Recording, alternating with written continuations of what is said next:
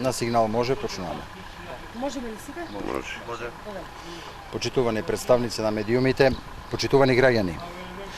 Лошата состојба во која што се наоѓа болницата во Штип е уште една потврда дека јавното здравство го допре дното. Со крајот на 2015 година, вкупниот долг во јавното здравство достигна 120 милиони евра.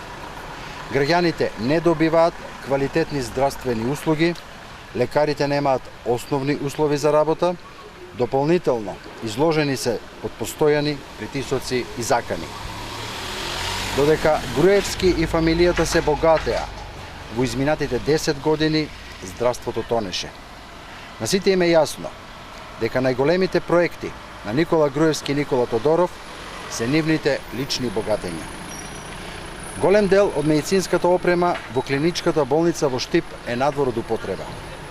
Веќе неколку месеци не работат апаратот за лапароскопска хирургија, апаратот за колоноскопија, апаратот за рентгенски снимања во болницата. Веќе неколку недели не работи компјутеризираната томографија во Штип. Пациентите, наместо да се лечат во клиничката болница во Штип, се препраќаат во други градови. Од минатата недела во болницата нема ниту инсулин, со што на болните животот им е доведен во ризик. Залудни се исценираните дуели помеѓу Груевски и Тодоров за нивна посветеност за доброто на пациентите и лекарите. Лажното лице на Никола Груевски сите го препознаваат. Се е параван за неговите криминални активности, па дури и најскапоценото нешто за граѓаните, нивното здравје. Криминалните политики на Никола Груевски го уништија јавното здравство. Затоа Никола Груевски бега од слободни и фер демократски избори, се надева дека ќе избега од одговорноста.